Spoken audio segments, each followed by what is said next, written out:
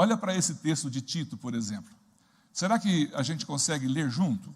Porque eu quero ouvir a participação da congregação. Pode ser, irmãos? Então vamos lá? Conseguem ver daí? Não em virtude de obras de justiça que nós houvéssemos feito, mas segundo a sua misericórdia, nos salvou, mediante o lavar da regeneração e renovação pelo Espírito Santo. O texto e o tempo verbal está trazendo para a gente aqui uma clareza muito, muito profunda. Já no começo ele fala assim, gente, não foi por coisas boas obras de justiça que a gente tenha praticado, que a gente tenha realizado, não foi por isso. Aí ele fala, mas a coisa acontece segundo a misericórdia. Então você não é salvo porque você é bom. Você não é salvo porque você faz isso, faz aquilo, ou deixa de fazer isso, deixa de fazer aquilo, aquilo outro. Tudo isso que você faz ou deixa de fazer é fruto da salvação, mas não causa a salvação. Então ele fala assim, sabem de onde vem a salvação? A salvação vem da misericórdia de quem? Misericórdia de Deus. E foi nessa misericórdia que ele nos salvou. E aí ele coloca um processo de lavagem, de purificação, de regeneração, de transformação de vida. Então o indivíduo vem caminhando na vida normal, de repente ele ouve falar de Jesus, ouve falar do Evangelho, percebe que ele é um ser humano. Salmo 51, eis que em pecado eu fui formado, em pecado me concebeu a minha mãe. Paulo diz em Romanos capítulo 6 e 7, miserável homem quem eu sou, quem me livrar do corpo desta morte, eu quero fazer o bem, mas não consigo, o mal que eu não quero fazer, esse eu faço, logo eu encontro em mim a lei que conspira contra a minha própria natureza. E chega o momento que ele fala assim, que miséria, miserável homem que eu sou. Aí ele abre o capítulo seguinte, diz, mas graças a Deus em Cristo Jesus.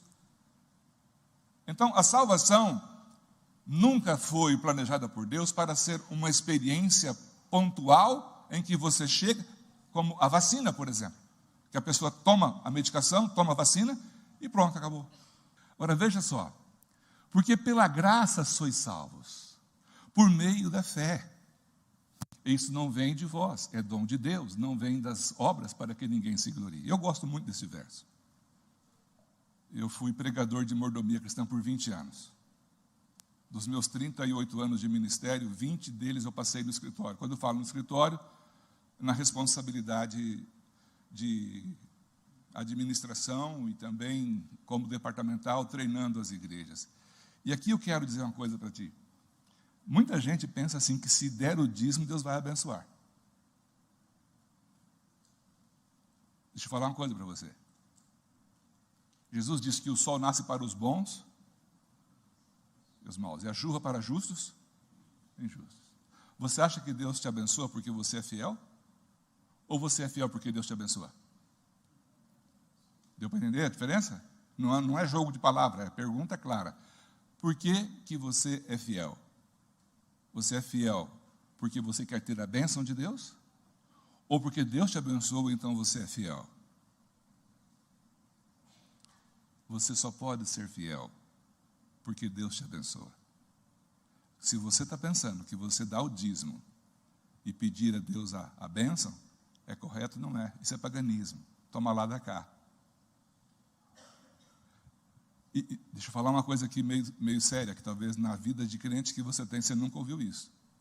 E Deus te abençoa mesmo quando você é infiel. Ei, pastor, o senhor falou bobagem. Não, eu vou repetir para você.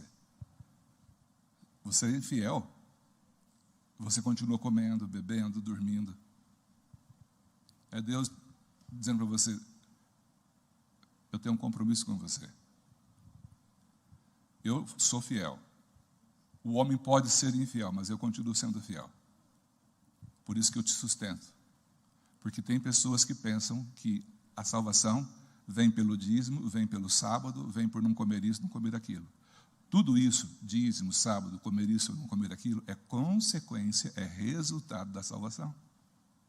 A sua fidelidade a Deus, no dízimo, é resultado da bênção que Ele te deu. Você reconhece, aí você dá. Você reconhece, você faz tudo bíblico. Você reconhece, você faz as coisas em resposta a Deus. Eu espero que tenha ficado claro isso para você, porque eu tentei desmistificar aqui uma coisa que as pessoas hoje estão correndo atrás. Querem ter a bênção, mas a palavra está dizendo que é pela graça que nós somos salvos. Graça, cariz, do grego, é uma coisa que você não tem mérito. A partir do momento que você tem mérito, acaba a graça.